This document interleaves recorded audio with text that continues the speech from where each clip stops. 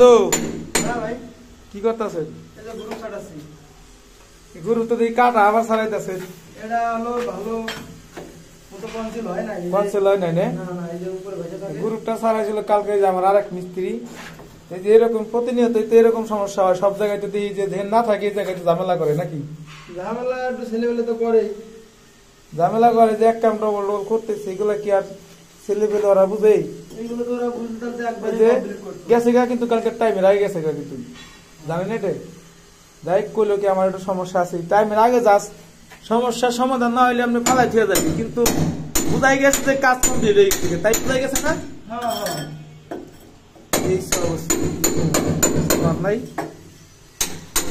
আমরা প্রতিনিয়তই কিন্তু বাথরুমের লাইন গুলো আছে এইভাবে ফুল দেওয়া লাইন গুলো টানি, এটা সহজেই জাম হইলে ক্লিয়ার করার রাস্তা থাকে। এখানে আমরা একটা ওয়াই দিচ্ছি, ওই জায়গায় একটা 45 ব্যাট। এই লাইনটা যদি কোনো জাম হয় সব লাইন যে কোনো একটা জিনিস দ্বারা পরিষ্কার করা সম্ভব। জটিল হয়েছে ভাই, সিস্টেম জটিল হয় না, সহজ হয়েছে। জটিল হলে তোমার যে কঠিন হয়ে গেছে। আরে না কঠিন না, অস্থির হয়েছে। এই অস্থির কাজ আমার প্রত্যেকটা সাইডে অস্থির কাজই করি। আমি কোনো সাইডে আমার জ্ঞান সত্যি 90 ডিগ্রি ব্যান্ড খাওয়ানোর চেষ্টা কম করি, ঠিক আছে? এই যে যেমন এই জায়গায় 90 ডিগ্রি ব্যান্ড রাখা হয়েছে, এই জায়গায় কোনো সমস্যা নাই। একটা ব্যান্ড খাইছে লাইন কোনো সময় এলে সমস্যা হলে ক্লোজ হবে, সমস্যা নাই, ঠিক আছে?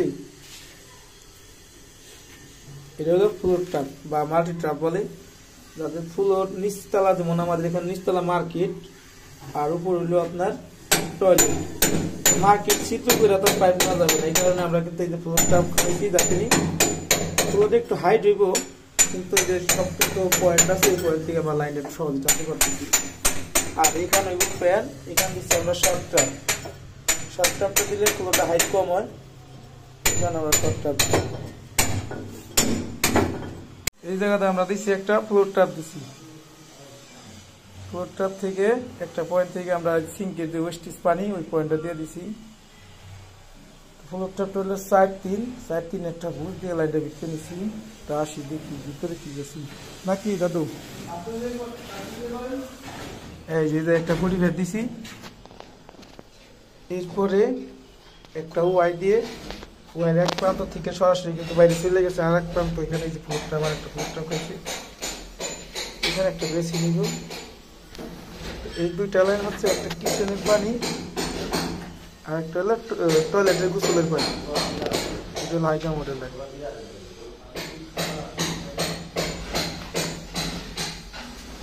ছোট বাথরুম যেগুলা, ছোট বাথরুমে একটা বেসিনের লাইন রয়েছে, গরম পানি ঠান্ডা পানি, বাথরুম মিক্সার, ঝর্ণা হাইকা মডেল পুশ শাওয়ার এটা ধোয়াইছে। ওটা হলো লোড অনেক প্লাস ট্যাঙ্কি লাইন, এটা হলো খুব শহরের লাইন। মেইন লাইন ফলসাতে চলে গেছে। ফলসাত কি মিলাইন হয়েছিল সুব্রত দা?